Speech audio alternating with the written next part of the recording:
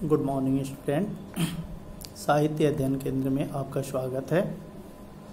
आज मैं कक्षा 12वीं के नमक नामक पाठ को पढ़ाऊंगा, जिसकी लेखिका रजिया सज्जाद जहीर है। बच्चों, ये प्रश्न उठ रहा होगा कि इसके बाद वाला यानी पहलवान की ढोलक के बाद का चैप्टर तो चार्ली चैपलिन यानी हम सब है, तो वह क्यों नहीं? क्योंकि यह आपके सिलेबस में नहीं है, वह आपके आउट ऑफ सिलेबस है, उसको निकाल दिया गया है। आपके पाठ्यक्रम का अगला अध्याय है नमक, जिसकी लेखिका है रजिया सज्जाद जहीर। ये बहुत ही महत्वपूर्ण कहानी है और हर साल इससे कुछ न कुछ जरूर पूछा जाता है। क्यों महत्वपूर्ण है?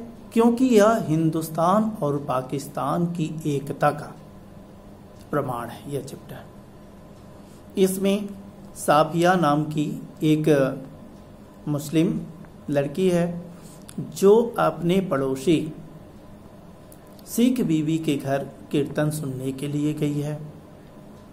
कीर्तन में सब लोग एक साथ बैठे हुए हैं। बैठने के बाद में साफिया को एक सिख बीवी को देख करके उसको अपनी माँ की याद आ जाती है कि ठीक इसी तरीके से भारी भरकम शरीर वाली मेरी माँ थी, पहनावा भी ठीक सिख बीवी का वैसे ही है जैसे मेरी माँ का हुआ करता था।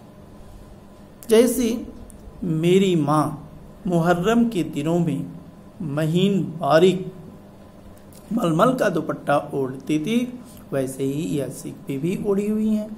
धीरे धीरे साफिया उस सिख बीवी के पास में जाती है और उनको देखती है, वह इनको देखती हैं।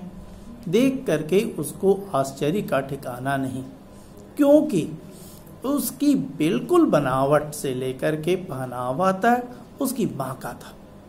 बिल्कुल उसकी माँ की हम शक्ल कह लीजिए, तो इसमें अतिशयोक्ति नहीं होगा। देख करके यह अवाक रह जाती है, बहुत देर तक देखती रह जाती है।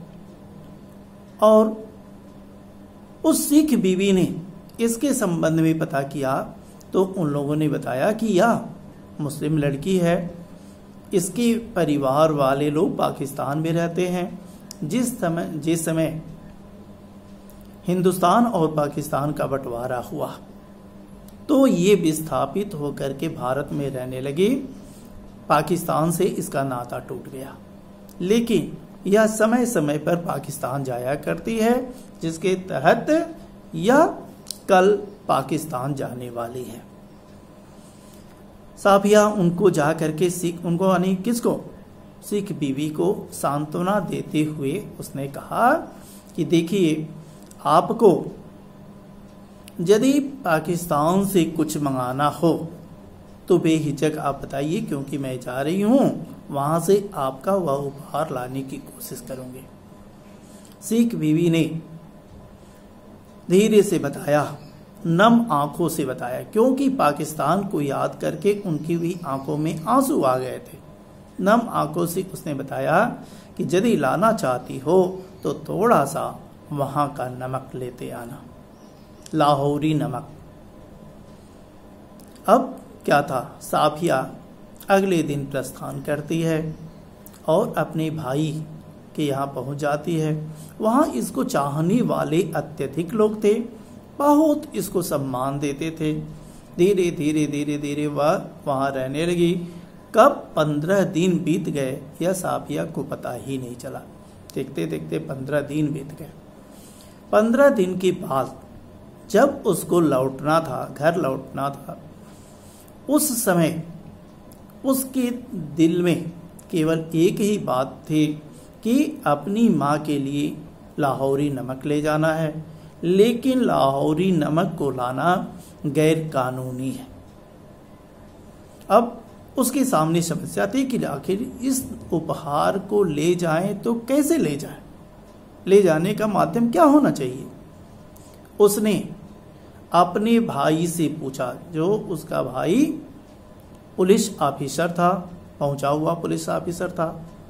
वो अपने भाई से बुला करके पूछती है कि भाई मुझे थोड़ा सा एक सेर नमक की पुड़िया ले जाना है, क्या हम ले जा सकते हैं कि नहीं ले जा सकते। भाई ने समझाया कि देखिए नमक ले जाना गैर कानूनी है और वैसे भी आप लोगों के हिस्से में हम लोगों से ज़्यादा नमक पड़ा हुआ है, तो आपको पाकिस्तान से नमक ले जाने की आवश्यकता ही क्या है। उसने कहा कि देखो मैं हिस्से बखरे की बात नहीं कर रही हूँ, लेकिन इतना तो जरूर कह रही हूँ कि मुझे नमक ले जाना है तो ले जाना है। कहा कि देखिए बहन, आप ले जाने की कोशिश कर सकती हैं, नमक तो हरगिज नहीं ले जा सकती। क्यों?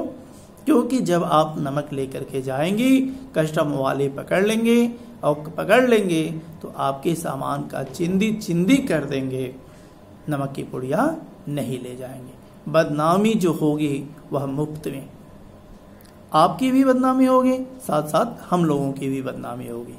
तो मैं तो यही अनुरोध करना चाहता हूँ कि आप यह नमक की पुड़िया लेकर के हरगिज ना जाए। लेकिन साफिया अपने मन में बिठा ली कि मुझे यह नमक की पुड़िया ले जाना है। दोनों में वाद विवाद होता है, तरह तरह की बातें होती हैं। उसका भाई ने कहा कि अदीबों का दिमाग कुछ दूसरा ही होता है, घुमा हुआ होता है। अदीब का मतलब होता है बेटा साहित्यकार। साहित्यकारों का मस्तिष्क कुछ घुमा हुआ होता है। तो उसने कहा, साफिया ने कहा कि यदि पूरी दुनिया वालों का दिमाग हम साहित्यकारों के जैसे हो जाए तो दुनिया कुछ और ही हो जाए, बेहतर हो जाए।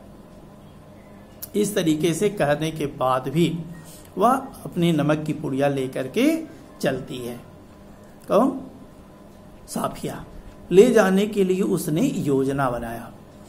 धीरे धीरे एक के बाद एक हर एक सामान अपने सूटकेस में बिस्तरबंद में रखती गई। अंत में केवल 2 ही सामान ऊपर पड़े हुए थे।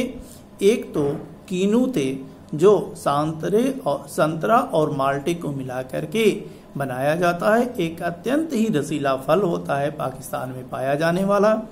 और दूसरा क्या था? वह नमक की पुड़िया। उसने सोचा कि आते वक्त लोग फलों का देख रेख नहीं कर रहे थे, चेकिंग नहीं हो रही थी, तो क्यों न मैं कीनुओं की टोकरी में सबसे नीचे इसको रख दूं, ताकि इसको तो कोई देखेगा ही नहीं। इस तरीके से मैं इसको बड़ी आसानी से लेकर के चले जाऊंगे। यही किया उसने, कीनुओं के नीचे रख दिया, ऊपर से कीनू रख दी।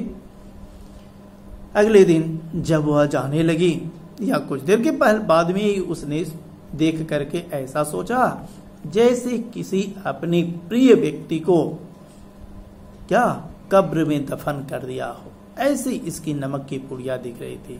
टोकरी मानो कब्र हो, उसमें सबसे नीचे नमक की पुड़िया पड़ी हुई थी, ऊपर से किन्नू रखे हुए थे। देखने पर ऐसा लग रहा था कि इसने क्या किया है, कब्र में अपने किसी प्रिय व्यक्ति को दफन कर दिया है। अंततोगत्वा वह लेकर के चली और चलने के बाद में उसके मन में आया कि इस तरीके से मोहब्बत का जो यह उपहार है मैं चोरी चोरी नहीं ले जाऊंगी। प्लेटफार्म पर पहुंचने के बाद उसने इस नमक की पुड़िया को निकाल करके अपने बैग में रख लिया। धीरे धीरे इसके हर एक सामान की चेकिंग हो गई, देख रेख हो गया, सामान रेल की तरफ बढ़ने लगे। तब इसने एक पुलिस ऑफिसर कस्टम अधिकारी को बुला करके कहा कि देखिए मेरे पास थोड़ा सा नमक है, लाहौरी नमक। उसके पहले उसने उससे पूछा कि आप रहने वाले कहाँ के हैं। उसने बताया कि जी मैं तो दिल्ली का रहने वाला हूँ, लेकिन जिस समय हिंदुस्तान और पाकिस्तान का बंटवारा हुआ था मैं यहाँ पाकिस्तान आ गया। यह आश्वस्त हो जाने के बाद कि यह भी अपने भारतवर्ष का ही है, दिल्ली का ही है, वह हिम्मत जुटाते हुए साफिया ने किससे? उस कस्टम अधिकारी से बताया। कस्टम अधिकारी उसके नमक की पुड़िया को अपने हाथ में ले लिया और लेकर के धीरे धीरे चलने लगा और कहा कि मोहब्बत तो इस तरीके से गुजर जाती है कि कस्टम वालों को पता ही नहीं लगता है। और इस प्रकार उस कस्टम अधिकारी ने उस साफिया से कहा कि जामा मस्जिद की सीढ़ियों को मेरा सलाम कहिएगा और उस खातून को यह उपहार देते वक्त कहिएगा कि लाहौर अभी तक उनका वतन है, लाहौर अभी तक उनका वतन है और दिल्ली मेरा। तो बाकी सब रफ्ता रफ्ता ठीक हो जाएगा। रफ्ता रफ्ता माने धीरे धीरे, बाकी धीरे धीरे जो भी बातें हैं वह सब ठीक हो जाएंगे। गाड़ी भारत की ओर चलने लगी। अटारी से पाकिस्तान, अटारी में पाकिस्तान, अटारी एक ऐसा स्थान है। अब प्रश्न होगा कि अटारी क्या है? पाकिस्तान से चलते समय बीच में एक स्थान पड़ता है जिस स्थान को कहा जाता है अटारी। अटारी में आने के बाद में पाकिस्तानी पुलिस उतर गई और हिंदुस्तानी पुलिस सवार हो गई, क्योंकि वह बॉर्डर है। वहां से पाकिस्तानी पुलिस लौट जाती है और हिंदुस्तानी पुलिस सवार हो जाती है। फिर इधर से जाने के बाद में हिंदुस्तानी पुलिस उतर जाती है और पाकिस्तानी पुलिस सवार हो जाती है। तो वह उतर गई। साफिया सोचती रही कि एक जवान, एक सी सूरतें और एक लिबास, एक सा लबो लहजा, बोलने का ढंग और एक सा अंदाज, फिर भी दोनों हाथों में भरी हुई बंदूकें। आखिर ऐसा क्यों, जब सब लोग एक ही हैं? कहा भी गया, शास्त्रों में भी कहा है कि एक नोट से सब जग उपज्या, कौन बड़ो कौन छोटो। जब एक ही जगह से हम सभी लोग आए हैं तो फिर किसके लिए हम लोग ये बंदूकें खींचे हुए हैं? बंदूकें खींचने का कारण क्या है? अब धीरे धीरे वह उनकी रेल अमृतसर पहुंची।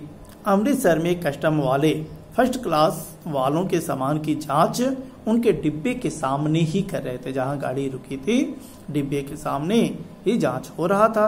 साफिया का सारा सामान देखा जा चुका था। साफिया ने अपना हैंड बैग खोल करके पुड़िया निकाली और कस्टम अधिकारी से कह सुनाया। सब कुछ देखा गया, लेकिन उसका नमक का पुड़िया पकड़ में नहीं आई, बल्कि उसने हैंड बैग से स्वयं निकाला और निकाल करके सामने रखते हुए उसने कहा, देखिए मेरे पास थोड़ा सा नमक है। वहां भी उसने बता दिया, पाकिस्तान में भी, अभी अमृतसर में भी। साफिया ने अधिकारी को सब कुछ बता दिया। अधिकारी ने साफिया की बात गौर से सुनी और क्या साफिया के सामान का ध्यान रखने का निर्देश देते हुए एक दूसरे अधिकारी को बुलाया। कहा कि इनके सामान को देखिएगा और इनसे कहा कि आप मेरे साथ आइए।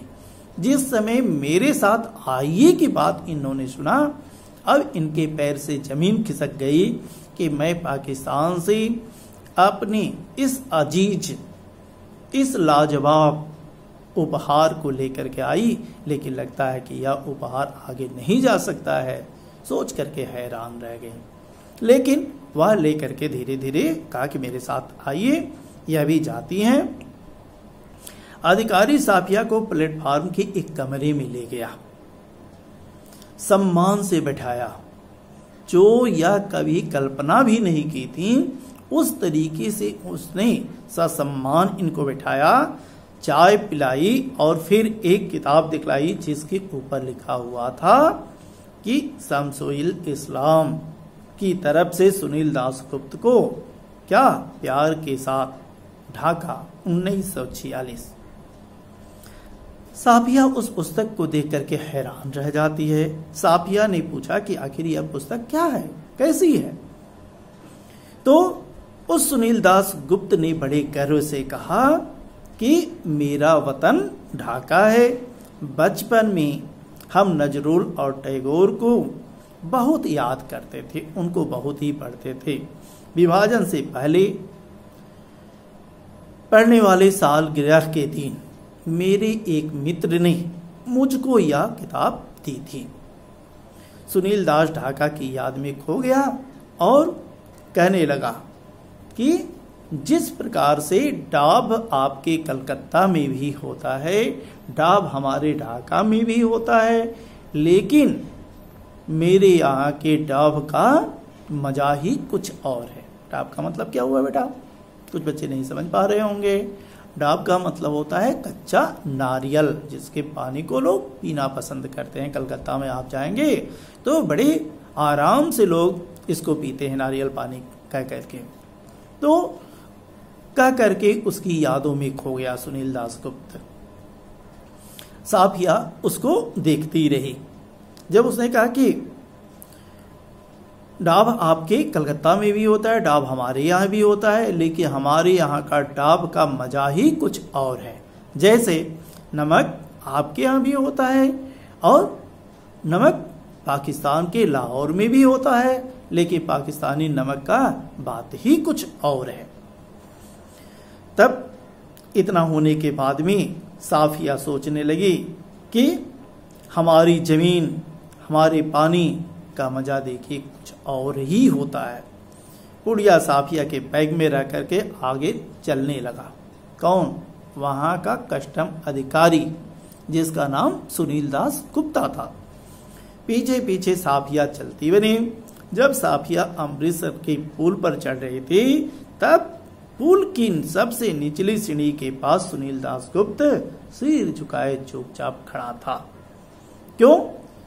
क्योंकि वह इनको देख करके वह अपने देश की यादों में खोया हुआ था, और साफिया भी अपने मन में सोच रही थी कि किसका वतन कहाँ है, जो कस्टम के इस तरफ है अथवा उस तरफ है। हे ईश्वर, यह कोई नहीं जानता है कि पाकिस्तान में रहने वाला आज वह हिंदुस्तान से प्रेम करता है, क्योंकि भले ही वह पाकिस्तान में रहता है, लेकिन उसका वतन अभी भी वह अपने वतन को क्या दिल्ली ही मानता है, जिसके कारण वह जामा मस्जिद की सीढ़ियों को सलाम कहता है।